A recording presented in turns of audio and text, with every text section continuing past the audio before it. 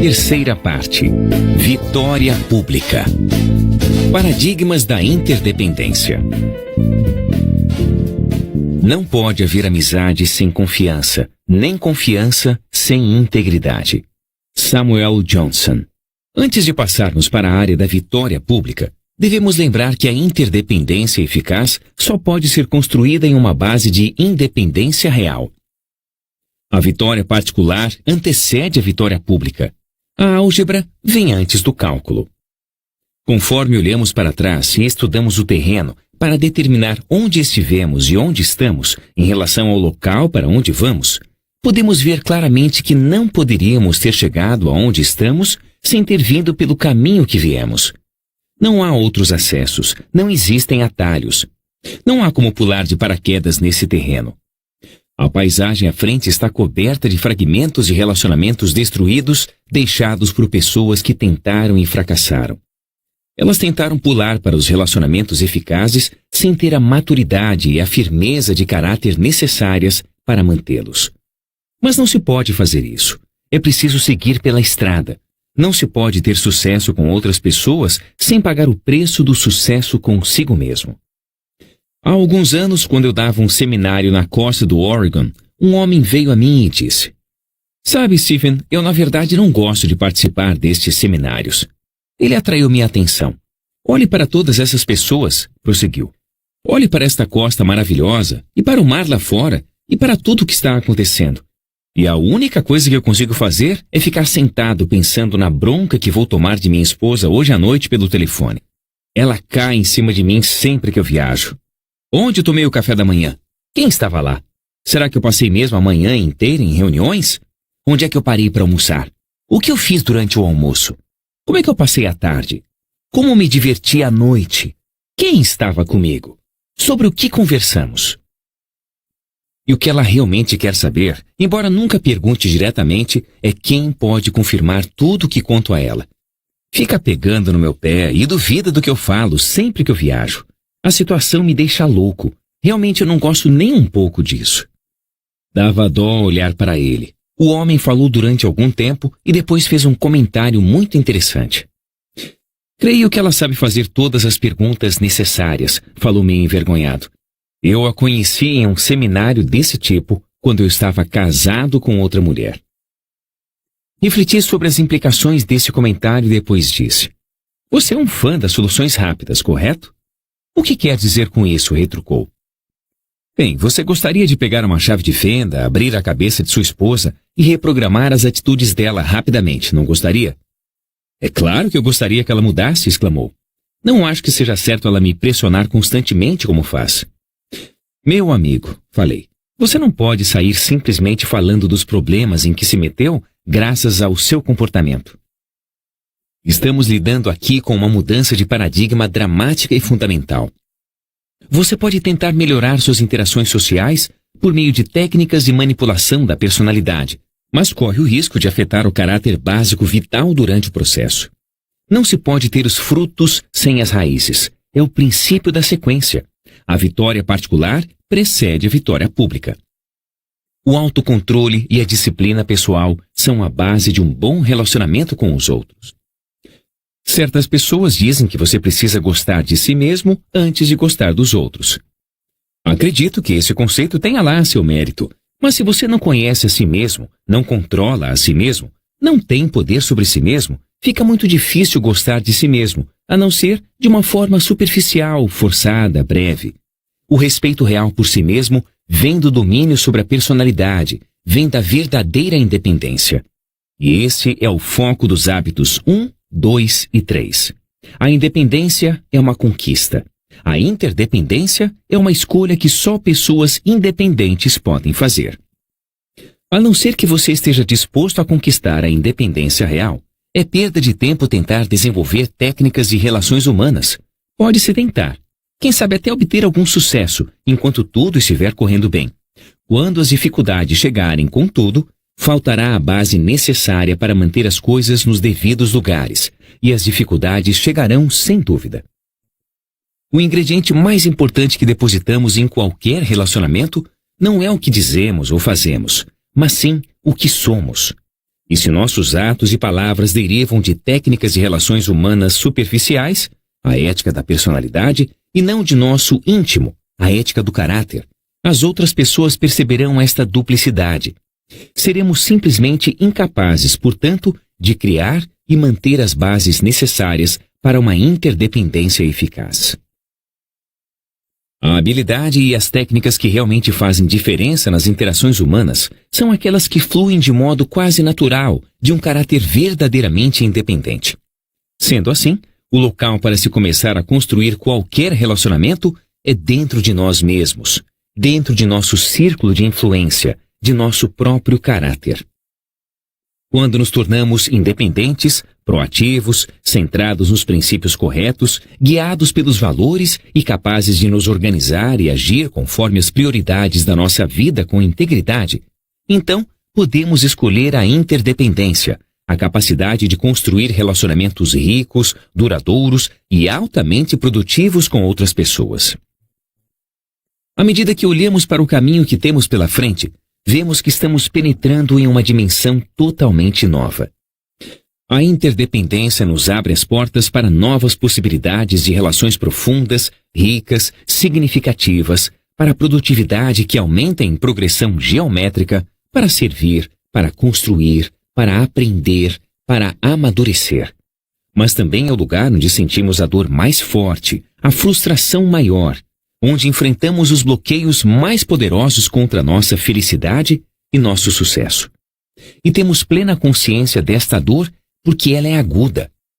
Com frequência vivemos durante anos com a dor crônica da falta de visão, liderança ou capacidade de gerenciamento de nossas vidas pessoais. Sentimos um desconforto e um incômodo vagos e ocasionalmente tomamos medidas para aliviar a dor, pelo menos por algum tempo. Como a dor é crônica, entretanto, acabamos por nos acostumar a ela, a conviver com ela. Mas quando temos problemas em nossas interações com outras pessoas, percebemos a dor aguda. Com frequência, ela é intensa e queremos que ela se vá. Nesse momento, tentamos tratar os sintomas com receitas e técnicas fulminantes, os band-aids da ética da personalidade. Não percebemos que a dor aguda é um desdobramento do problema crônico mais profundo. E até pararmos de tratar os sintomas e começarmos a tratar do problema, nossos esforços darão resultados contraproducentes apenas. Só conseguiremos mascarar ainda mais a dor crônica. Nesse ponto, ao pensarmos nos relacionamentos eficazes com os outros, vamos retornar à nossa definição inicial de eficácia. Dissemos que era o equilíbrio PCP, o conceito fundamental na história da galinha dos ovos de ouro. Em uma situação interdependente, os ovos de ouro são a eficácia, a sinergia maravilhosa, os resultados gerados por uma comunicação aberta e uma interação positiva com outras pessoas. E para conseguirmos esses ovos regularmente, precisamos tomar conta da galinha. Necessitamos criar e cuidar dos relacionamentos que tornam realidade esses resultados. Assim sendo, antes de encerrar esse reconhecimento prévio e penetrar nos hábitos 4, 5 e 6, eu gostaria de introduzir o que acredito ser uma poderosa metáfora na descrição dos relacionamentos e na definição do equilíbrio PCP em uma realidade interdependente. A conta bancária e emocional. Todos nós sabemos o que é uma conta bancária financeira. Fazemos depósitos e acumulamos reservas que nos permitem realizar saques quando necessário. Uma conta bancária emocional é uma metáfora que descreve a quantidade de confiança acumulada em um relacionamento. Cuida da sensação de segurança que se tem com outro ser humano. Se eu fizer depósitos na conta bancária emocional que tenho com você, através de cortesia, gentileza, honestidade e observação dos compromissos que assumi com você, estou fazendo uma reserva. Sua confiança em mim torna-se maior e posso contar com esta confiança sempre que for preciso. Posso até cometer erros que o nível de confiança, a reserva emocional, os compensará. Meu modo de comunicar as mensagens pode não ser claro, mas você compreenderá seu sentido de algum modo. Você não me considerará um eterno ofendido. Quando a conta da confiança é alta, a comunicação é instantânea, fácil e eficaz. Mas se eu tiver o costume de demonstrar falta de cortesia, desrespeito, desatenção, desconsideração e arbitrariedade, se eu trair sua confiança, interromper suas conversas, ameaçá-la ou bancar o dono da sua vida, minha conta bancária e emocional vai ficar no vermelho. O nível de confiança atinge um nível muito baixo. Nesse caso, que flexibilidade me resta? Nenhuma. Estou andando em terreno minado. Preciso ser muito cuidadoso com tudo o que eu falo, medir cada palavra, viver tenso, fazendo média, evitando ser pego de surpresa. Muitas organizações estão cheias disso. Muitas famílias estão cheias disso. Muitos casamentos estão cheios disso. Se uma reserva de confiança abundante não recebe depósitos contínuos, o casamento se deteriora. Em vez de uma comunicação rica e espontânea e do entendimento, a situação cai na acomodação, onde as duas pessoas simplesmente tentam viver em estilos independentes, de modo relativamente respeitoso e tolerante. O relacionamento pode se deteriorar mais ainda, chegando à hostilidade e à atitude defensiva. As respostas de confronto ou afastamento provocam guerras verbais, portas batidas, recusa em conversar, distanciamento emocional e pena de si mesmo. Isso pode acabar numa guerra fria dentro de casa, que não explode apenas por causa das crianças, do sexo, da pressão social ou da proteção da imagem. Ou pode acabar em guerra total declarada nos tribunais, onde as batalhas legais dos egos feridos podem ser levadas adiante durante anos, enquanto as pessoas confessam interminavelmente os pecados do ex-cônjuge. E tudo isso acontece dentro do relacionamento mais íntimo, alegre, satisfatório, potencialmente rico e produtivo possível entre duas pessoas deste mundo. O farol PCP está aí. Podemos nos lançar contra ele ou usá-lo como uma luz, um guia. Nossos relacionamentos mais constantes, como o casamento, exigem os depósitos mais frequentes. Devido às expectativas permanentes, os antigos depósitos se evaporam. Se você se encontra de repente com um amigo do ensino médio que não vê há anos, pode recomeçar do ponto onde parou, porque os antigos depósitos estão lá intactos. Mas sua conta com as pessoas que se relacionam com você em termos mais regulares exige um investimento mais constante. Por vezes, há saques automáticos em suas interações diárias ou em função da maneira como o encaram, sem que você sequer perceba. Isso vale particularmente para adolescentes em sua casa. Suponha que você tenha um filho adolescente e seu diálogo normal com ele seja do tipo: arrume seu quarto, abotoe a camisa, abaixe o rádio, corte o cabelo, não se esqueça de pôr o lixo para fora. A médio prazo, os saques superam os depósitos. Agora suponha que seu filho esteja passando por um processo de tomada de decisões importantes que afetarão o resto de sua vida. Mas o nível de confiança está tão baixo e o processo de comunicação tão fechado, mecânico e insatisfatório, que ele simplesmente não consegue ouvir seus conselhos. Você possui o conhecimento e a sabedoria para ajudá-lo, mas como sua conta está no vermelho, ele vai acabar tomando as decisões a partir de uma perspectiva emocional limitada, o que pode resultar em consequências maléficas a longo prazo. Você precisa conseguir um equilíbrio positivo para dialogar sobre esses assuntos delicados. O que você faz? O que aconteceria se você começasse a fazer depósitos na conta desse relacionamento? Talvez surja a oportunidade de fazer uma pequena gentileza, levar para casa uma revista sobre skate, caso ele se interesse por isso, ou simplesmente aproximar-se dele quando estiver trabalhando em um projeto e oferecer ajuda. Talvez você possa convidá-lo para ir ao cinema ou para tomar um sorvete. O depósito mais importante que você pode fazer talvez seja simplesmente escutar, sem julgar, dar um sermão ou desafiar sua autobiografia sempre que ele começa a falar. Escute apenas e tente compreender. Deixe que perceba sua preocupação com ele e note que o aceita como pessoa. Pode ser que ele não responda no começo, talvez fique até ressabiado. O que papai está pretendendo agora? Mamãe está testando alguma técnica nova? Mas à medida que esses depósitos genuínos continuam a ser feitos, eles começam a aumentar seu saldo. Você sai do vermelho. Lembre-se de que as soluções milagrosas são uma miragem. Construir e reparar um relacionamento leva tempo. Se você ficar impaciente com a aparente falta de resposta ou ingratidão, vai acabar fazendo saques significativos e acabar com o saldo positivo conquistado. Depois de tudo que fizemos por você, de todos os sacrifícios, como tem coragem de ser tão ingrato? Tentamos ser legais e você age assim?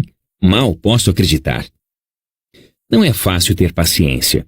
Ser proativo exige caráter firme, foco em seu próprio círculo de influência, capacidade para estimular o amadurecimento e não arrancar as flores para verificar como as raízes cresceram.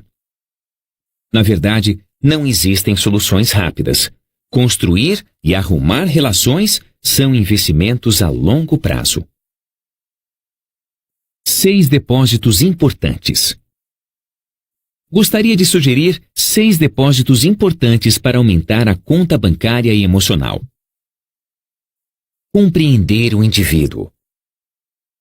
Tentar compreender realmente a outra pessoa é provavelmente um dos depósitos mais importantes que se pode fazer, além da chave para todos os outros depósitos.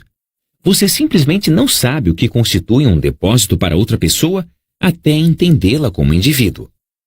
Aquilo que pode ser um depósito, em sua opinião, sair para dar uma volta e conversar sobre os problemas, ir tomar um sorvete, trabalhar em um projeto comum, pode não ser entendido como tal pelo outro.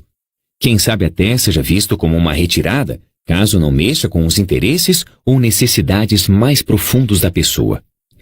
A missão de uma pessoa é um detalhe para outra.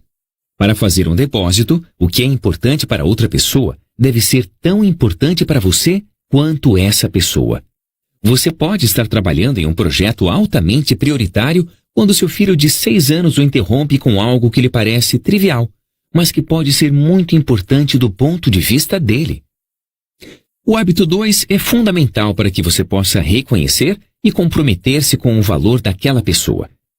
E o hábito 3 o é para subordinar seu planejamento àquela prioridade humana. Ao aceitar o valor que ele coloca no que você tem a dizer, você demonstra que o compreende, e isso equivale a um grande depósito. Tenho um amigo cujo filho desenvolveu um profundo interesse pelo beisebol. Esse meu amigo não se interessava nem um pouco pelo esporte. Mas durante o verão, ele levou o filho para ver todos os times de categoria pelo menos uma vez. A viagem durou 6 semanas e custou um bom dinheiro, mas criou um vínculo forte no relacionamento. Perguntaram ao meu amigo quando ele voltou: "Mas você gosta tanto assim de beisebol?" "Não", ele retrucou, "mas eu gosto muito do meu filho."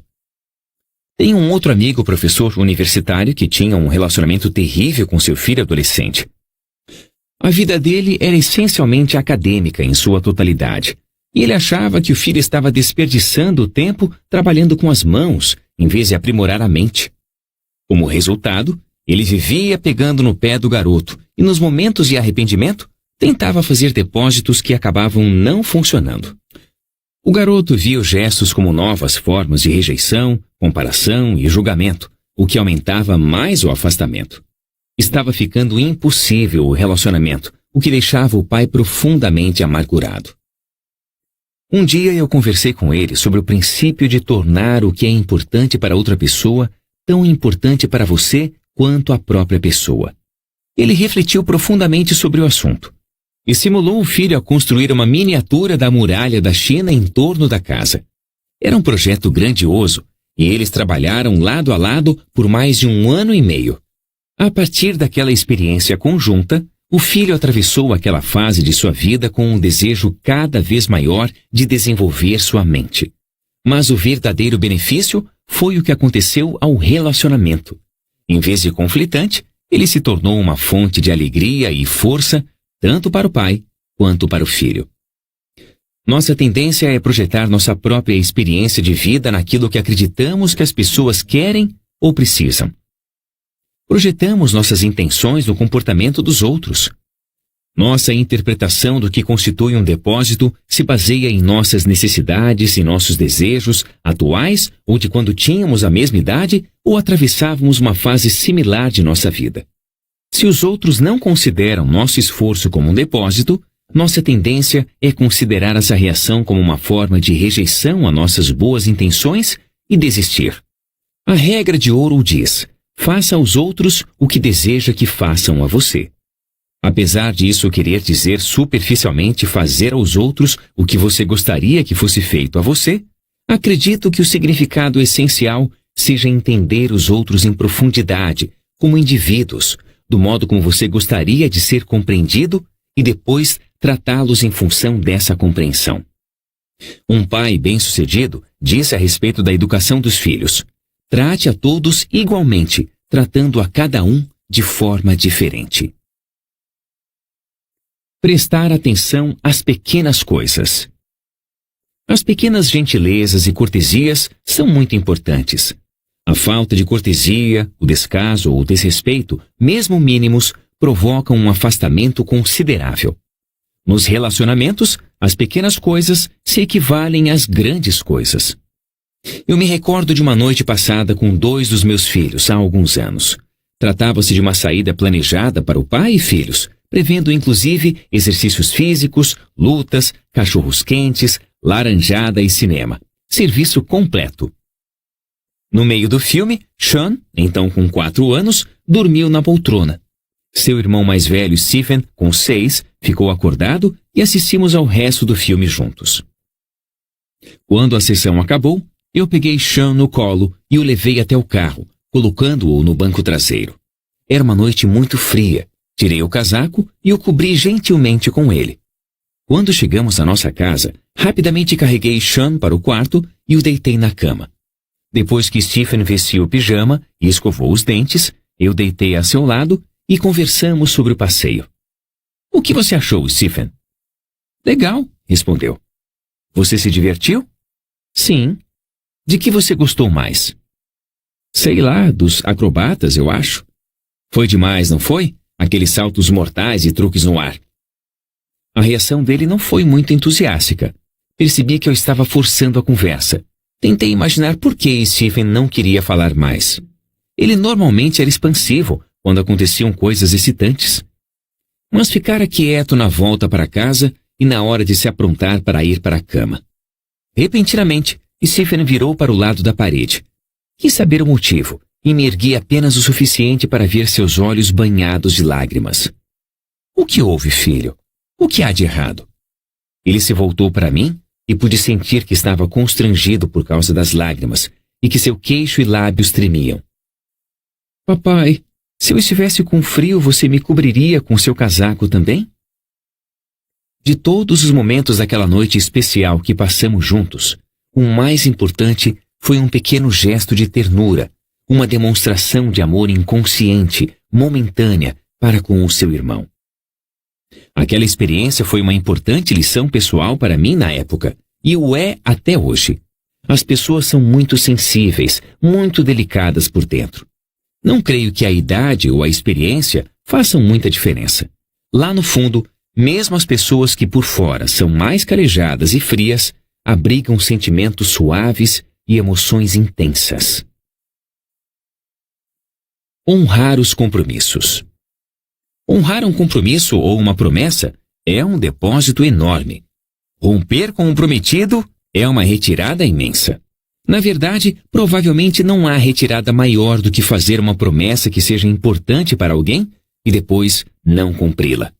Quando uma nova promessa for feita, não terá credibilidade. As pessoas costumam alimentar suas esperanças com promessas, particularmente promessas sobre sua vida básica. Tentei adotar uma filosofia como pai de jamais fazer uma promessa que não possa cumprir. Sendo assim, tento ser muito cuidadoso ao prometer algo, o mais consciente possível das múltiplas variáveis e contingências, para que repentinamente não aconteça algo que me impeça de honrar o compromisso assumido. Ocasionalmente, apesar de todos os meus esforços, o inesperado surge, criando uma situação na qual se torna desaconselhável ou impossível manter uma promessa feita. Mas eu procuro honrar a promessa. Ou eu a cumpro, apesar de tudo, ou explico a situação detalhadamente para a pessoa envolvida, pedindo liberação do prometido. Eu acredito que cultivar o hábito de sempre honrar a palavra empenhada Cria laços de confiança que superam as dificuldades de entendimento com os filhos. Assim, quando seu filho deseja fazer algo que você não quer que ele faça, pois graças à sua maturidade percebe implicações que a criança não consegue ver, você pode dizer: filho, se você fizer isso, eu garanto que o resultado vai ser este. Se a criança cultivou o hábito de acreditar na sua palavra, nas suas promessas, vai agir de acordo com seu conselho. Esclarecer as expectativas. Imagine as dificuldades que pode enfrentar se seu chefe e você têm ideias diferentes quanto a quem cabe o papel de definir qual é o seu serviço. Quando conseguirei a definição de minhas tarefas? Você pergunta. Mas estou esperando que você prepare uma lista de tarefas para que possamos discuti-la juntos, seu chefe pode responder. Pensei que definir minhas tarefas fosse função sua. Isso não é função minha de forma alguma. Você não se lembra? Desde o início eu disse que as tarefas que desempenharia no trabalho dependeriam principalmente de você. Mas eu entendi que a qualidade de meu trabalho dependeria principalmente de mim. E nem sequer sei qual é o meu trabalho afinal. Expectativas pouco claras em termos de metas também prejudicam a comunicação e a confiança. Fiz exatamente o que me pediu, e aqui está o relatório. Eu não quero um relatório. Sua tarefa era resolver o problema e não analisá-lo e fazer um relatório. Eu pensei que o objetivo era estudar o problema para que esse fosse resolvido por outra pessoa. Quantas vezes tivemos esse tipo de diálogo? Você disse, não, nada disso. Eu disse, não disse. Você nunca falou que eu devia. Claro que eu falei. Expliquei claramente que você nunca mencionou. Mas nós concordamos que a causa de quase todas as dificuldades de relacionamento se encontra em expectativas ambíguas ou conflitantes em torno de metas e papéis. Quer lidemos com a questão de quem faz o que no trabalho, a maneira de se comunicar com a filha quando você a manda arrumar o quarto, quem alimenta os peixes ou leva o lixo para fora.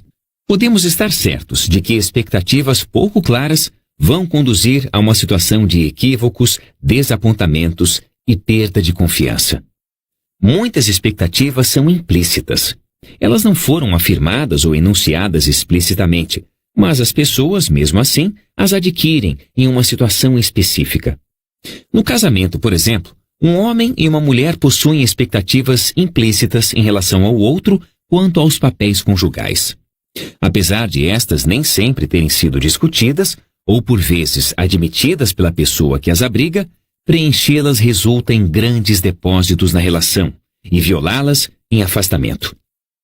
Por isso, quando se começa uma nova relação, é importante colocar na mesa todas as perspectivas.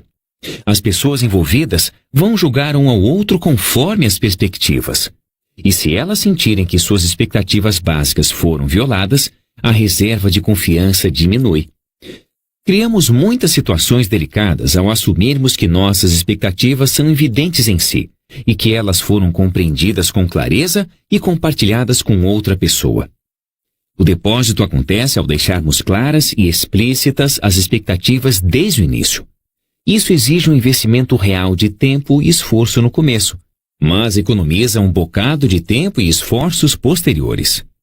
Quando as expectativas não estão claras e não são compartilhadas, as pessoas começam a se tornar emocionalmente sensíveis e basta um mal-entendido para complicar tudo, criando choques de personalidade e falhas de comunicação. Esclarecer as expectativas geralmente exige uma boa dose de coragem. Pelo jeito, é mais fácil agir como se as diferenças não existissem e torcer para que as coisas deem certo do que encarar as diferenças e trabalhar em conjunto para se chegar a um conjunto de expectativas mutuamente aceitável. Demonstrar integridade pessoal. A integridade pessoal gera confiança, sendo a base para vários tipos de depósitos. A falta de integridade pode minar a maioria dos esforços para criar contas onde a confiança é alta. As pessoas podem procurar entender, lembrar-se das pequenas coisas, manter promessas, esclarecer e preencher as expectativas, e mesmo assim, fracassar na construção de saldos de confiança se forem emocionalmente desonestas. A integridade inclui a honestidade, mas vai além dela. A honestidade implica contar a verdade, em outras palavras, adequar nossas palavras à realidade. A integridade é adequar a realidade às nossas palavras. Em outros termos, manter as promessas e preencher as expectativas. Isso exige um caráter íntegro, firmeza em relação a si mesmo e em relação à vida também. Uma das formas mais importantes de se demonstrar a integridade é ser leal a quem não está presente. Ao agir assim, conquistamos a confiança daqueles que estão presentes. Quando alguém defende os ausentes, ganha a confiança dos presentes. Vamos supor que você e eu estivéssemos sozinhos, criticando nosso supervisor de um modo que não ousaríamos fazer se ele estivesse presente. O que aconteceria quando eu ou você cometêssemos um erro? Você saberia que eu iria discutir suas deficiências com outra pessoa. Foi o que você e eu fizemos pelas costas do supervisor. Você conhece minha natureza. Eu o elogio pela frente e o critico pelas costas. Sabe disso porque viu quando tal coisa aconteceu. Esta é a essência da dubiedade. Será que isso aumenta a reserva de confiança em minha conta? Por outro lado, suponha que você tenha começado a criticar nosso supervisor e eu responda que concordo basicamente com o conteúdo de algumas críticas e sugira que nós dois marquemos uma reunião para conversar com o supervisor e explicar claramente nossas sugestões para melhorar as coisas. O que acha que eu faria quando alguém o criticasse pelas costas? Dando outro exemplo, suponha que em meu esforço para melhorar o relacionamento com você, eu revele algum segredo de outra pessoa. Eu não deveria contar isso, mas como você é meu amigo, eu posso dizer.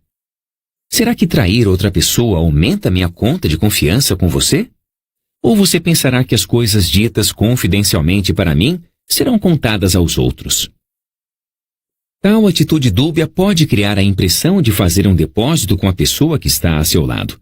Mas, na verdade, é uma retirada, pois está revelando a sua falta de caráter.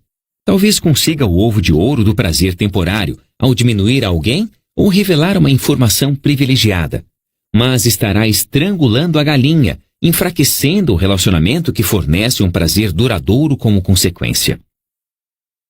A integridade em uma realidade interdependente é apenas o seguinte: tratar a todos conforme o mesmo conjunto de princípios. A partir daí, as pessoas confiarão em você. Talvez elas, no começo, não valorizem a experiência de contato com a verdade que esta integridade provoca. Encarar a verdade exige bastante coragem, e muita gente prefere seguir o caminho mais fácil, hostilizando e criticando, traindo a confiança e participando de fofocas sobre os outros pelas costas. Mas a longo prazo, as pessoas confiarão em você e respeitarão sua postura se você for honesto, gentil e franco. Você se importa o suficiente com elas para adotar esta atitude. E ser de confiança, dizem, vale mais do que ser amado. A longo prazo, estou convencido de que ser de confiança conduzirá também a ser amado. Quando meu filho Joshua era muito jovem, ele frequentemente fazia uma pergunta esclarecedora. Sempre que eu agia de modo extremado, demonstrava impaciência ou irritação, ele revelava sua vulnerabilidade e honestidade. E nosso relacionamento era tão bom que perguntava olhando no fundo dos meus olhos: Papai, você me ama? Se ele pensasse que eu estava rompendo com um princípio básico de vida em relação a uma pessoa, imaginaria que eu poderia quebrá-lo no que se referia a ele também. Como professor e como pai, descobri que a chave para o todo é a unidade, principalmente se a unidade está testando a paciência e o bom humor de muitos. É o amor e a disciplina de um filho, de um estudante, que comunica o amor dos outros. A forma como você trata cada um revela a maneira como encara todos os outros, porque, em última análise, todos são um. A integridade também inclui evitar qualquer comunicação que seja enganosa, venenosa ou abaixo da dignidade do ser humano. Uma mentira é uma comunicação com o intuito de enganar, diz uma das definições da palavra. Seja na comunicação por meio das palavras ou do comportamento, havendo integridade, a intenção não pode ser enganar. Pedir desculpas sinceras quando você faz uma retirada. Quando a gente faz uma retirada na conta bancária e emocional, precisa pedir desculpas e fazer isso com sinceridade. Grandes depósitos derivam de palavras sinceras. Eu estava errado. Foi falta de gentileza minha. Faltei com o devido respeito.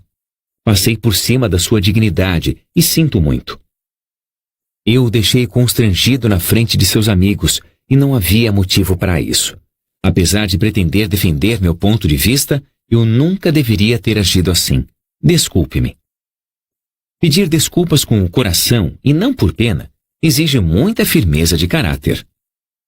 Uma pessoa precisa ser dona de si e ter um senso profundo de segurança quanto aos princípios e valores fundamentais para poder pedir desculpas com sinceridade. As pessoas inseguras não conseguem fazer isso. Ficam por demais vulneráveis. Acham que tal coisa é sinal de fraqueza e vulnerabilidade, que os outros se aproveitarão desta desvantagem. Sua segurança se baseia na opinião alheia, e elas se preocupam com o que os outros vão pensar. Além disso, elas normalmente encontram desculpas para o que fizeram. Elas situam seus erros no contexto do erro dos outros, e se chegam a pedir desculpas, estas são superficiais. Se você vai se curvar, abaixe bastante, diz um ditado oriental. Pague até o último tostão, diz a ética cristã. Para valer como depósito, um pedido de desculpas precisa ser sincero e ser recebido como algo sincero. Conforme ensinou Lew Roskin, os fracos são cruéis. A suavidade só pode vir dos fortes. Estava em meu escritório uma tarde, escrevendo sobre a questão da paciência, entre outras coisas. Ouvia meus filhos pulando de um lado para o outro do corredor, fazendo barulho, e percebi que minha paciência estava se esgotando. De repente, David começou a esmurrar a porta do banheiro, gritando a plenos pulmões. Quero entrar! Quero entrar! Quero entrar! Saí do escritório imediatamente e disse a ele muito bravo. David, você tem uma ideia do quanto isso está me perturbando? Sabe como é difícil uma pessoa se concentrar e escrever criativamente? Agora você vai já para o seu quarto e fique lá dentro até conseguir se comportar direito. Foi o que ele fez, deprimido, fechando a porta. Quando virei, dei-me conta de outro problema. Os meninos brincavam de futebol americano no corredor estreito, e um deles havia sido atingido por uma cotovelada na boca. Ele estava deitado no chão, sangrando. David, assim que soube, fora ao banheiro para pegar uma toalha molhada para colocar no ferimento. Mas sua irmã Maria estava tomando banho e não queria abrir a porta. Quando me dei conta de que havia interpretado a situação de modo totalmente errado e reagido impulsivamente, fui pedir desculpas a David na hora. Quando abri a porta, a primeira coisa que ele disse foi: Nunca mais vou perdoar você. E por que não, meu filho? Retruquei. Sinceramente, eu não percebi que você estava tentando ajudar seu irmão. Por que não pode me perdoar? Porque você fez a mesma coisa na semana passada, respondeu. Em outras palavras, ele estava dizendo: Papai, você agiu errado e não vai conseguir se safar só pedindo desculpas. Desculpas sinceras representam depósitos. Desculpas repetidas, tidas como insinceras, provocam um afastamento. E isso se reflete na qualidade do relacionamento. Uma coisa é cometer um erro, e outra completamente diferente é não admitir o erro. As pessoas perdoam os enganos porque normalmente os enganos são produtos da mente, erros de avaliação. Mas as pessoas não perdoam facilmente os erros do coração, as intenções maldosas ou os motivos torpes, as justificativas arrogantes que visam encobrir a falha anterior. As leis do amor e as leis da vida. Quando fazemos depósitos de amor incondicional, quando respeitamos as leis básicas do amor, encorajamos os outros a viver conforme as leis básicas da vida. Em outras palavras, quando amamos as pessoas de verdade, sem condições, sem restrições, fazemos com que se sintam seguras, fortes e queridas, bem como tranquilas quanto ao seu valor intrínseco, identidade e integridade. Seu processo natural de crescimento é encorajado. Tornamos mais fácil para elas viver conforme as leis da vida, cooperação, contribuição, disciplina interna, integridade, e viver de acordo com o que há de melhor dentro delas. Damos a liberdade para que ajam a partir de seus próprios imperativos, em vez de reagirem a nossas condições e limitações. Isso não quer dizer ser permissivo ou condescendente. Estas atitudes significam um afastamento total. Damos conselhos, fazemos promessas, estabelecemos limites e consequências, mas mesmo assim, amamos. Quando violamos as leis básicas do amor, quando criamos limites e condições para esse dom, estamos na verdade encorajando as pessoas a violarem as leis básicas da vida. Levamos as pessoas a uma atitude defensiva, reativa, onde elas sentem que precisam provar que existem como pessoas, independentes de você. Na realidade, elas não são independentes. São dependentes às avessas, outra forma de dependência, que se encontra no fundo do poço do contínuo da maturidade. Elas se tornam reativas, quase centradas no inimigo, mais preocupadas em defender seus direitos e dar provas de sua individualidade do que ouvir proativamente e honrar seus próprios imperativos internos. A rebeldia é um nó no peito, não na mente. O segredo é fazer depósitos constantes de amor incondicional. Certa vez tive um amigo diretor de uma faculdade de muito prestígio. Ele fez planos e economizou durante anos para dar ao filho a oportunidade de frequentar aquela instituição. Mas quando chegou o momento, o garoto se recusou a cursá-la. Seu pai ficou profundamente preocupado. Um diploma daquela faculdade seria um grande trunfo para o rapaz. Além disso, era uma tradição familiar. 3 gerações se formaram lá antes dele. O pai pediu, exigiu e tentou conversar. Ele também tentou ouvir o rapaz e compreendê-lo, sempre esperando que o filho mudasse de ideia. A mensagem oculta era o amor condicional. O filho sentia que o desejo do pai de que ele entrasse para aquela faculdade era maior do que o valor que colocava nele como pessoa e como filho, o que era algo terrível. Consequentemente, ele lutou por sua integridade e sua identidade, insistindo em sua decisão e em seus esforços de justificar sua atitude. Depois de muita reflexão, o pai decidiu fazer um sacrifício, renunciar ao amor condicional. Ele sabia que o filho poderia fazer uma escolha diferente da que considerava acertada. Não obstante, ele e a esposa resolveram amar o filho incondicionalmente, fosse qual fosse sua escolha. Era algo extremamente difícil de fazer, pois o valor daquela experiência educacional estava muito arraigado dentro deles. E aquilo era algo planejado e batalhado desde o nascimento do menino. O pai e a mãe passaram por um período dificílimo de reciclagem, lutando para realmente entender a natureza do amor incondicional. Eles contaram ao rapaz o que estavam fazendo e o motivo, e disseram que haviam atingido o ponto de poder dizer com toda a honestidade que a decisão não afetaria o sentimento incondicional de amor que nutriam por ele. Eles não tentaram isso para manipulá-lo ou para que ele acordasse. Eles o fizeram como consequência natural de seu amadurecimento e caráter. O rapaz não respondeu a isso na época, mas seus pais tinham um paradigma de amor incondicional tão forte àquela altura que isso não fez diferença em relação ao amor que sentiam por ele. Uma semana depois, ele comunicou aos pais que decidira não cursar a faculdade. Eles estavam perfeitamente preparados para a decisão e para continuar a demonstrar um amor incondicional por ele. Tudo continuou como antes e a vida seguiu em frente normalmente. Pouco tempo depois, algo interessante aconteceu. Já que o rapaz percebeu que não precisava mais defender sua posição, ele olhou para dentro de si e descobriu que, na verdade, gostaria de passar por aquela experiência educacional. Ele solicitou admissão e, quando contou ao pai, esse demonstrou o mesmo amor incondicional, aceitando totalmente a decisão do filho. Meu amigo ficou contente, mas não em excesso, porque havia aprendido a amar sem impor condições. Dag Hammarskjöld, ex-secretário-geral das Nações Unidas, fez certa vez uma declaração profunda de amplo alcance. É mais nobre se entregar completamente a um indivíduo do que trabalhar diligentemente pela salvação das massas. Acho que isso significa que posso devotar 8, 10 ou 12 horas por dia, 5 ou 6 ou 7 dias por semana para os milhares de pessoas e projetos lá fora.